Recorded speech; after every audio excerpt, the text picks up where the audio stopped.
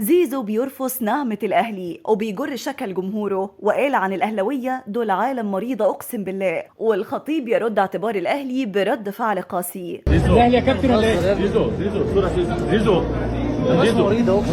زيزو بعد ما أسامة حسن لاعب الزمالك السابق أكد أن زيزو خلص في الأهلي نقلا عن أحد قرايبه، وعلى مسؤوليتي أنا زيزو في الأهلي، وأنا عارف بقول لك إيه من ناس مش قريبة، ناس كده كابتن معاه. ومعتز اينو لاعب الاهلي والزمالك السابق صدق على كلامه وقال ان الاهلي حاليا بيتفاوض مع زيزو على رقم الفانيلا اللي هيلبسها. بس يا كابتن بيدوروا له على رقم دلوقتي، بيدوروا له على هيلبس كام. جه زيزو ضرب كرسي في الكلوب، وفي اخر ظهور ليه باحدى الحفلات مراسل ساله انت صحيح يا زيزو رايح الاهلي؟ كان رد زيزو صادم فقال له انت بتهزر يا ابني، دول ناس مريضه اقسم بالله. وبكده زيزو يكون قفل الباب في وش اي مسؤول اهلاوي، ويتبقى سيناريو من اتنين، اما اللعب للزمالك داخل مصر او الاهلي خارج مصر، وده عكس رغبته في بدايه مسيرته لما قال مش هرجع مصر الا لو النادي الاهلي كلمني.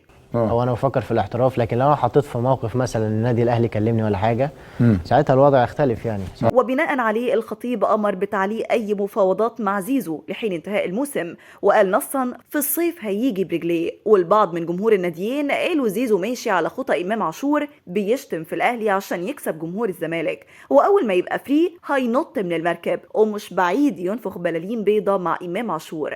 انت شايف زيزو هيلعب مع الاهلي في كاس العالم للانديه ولا صعب؟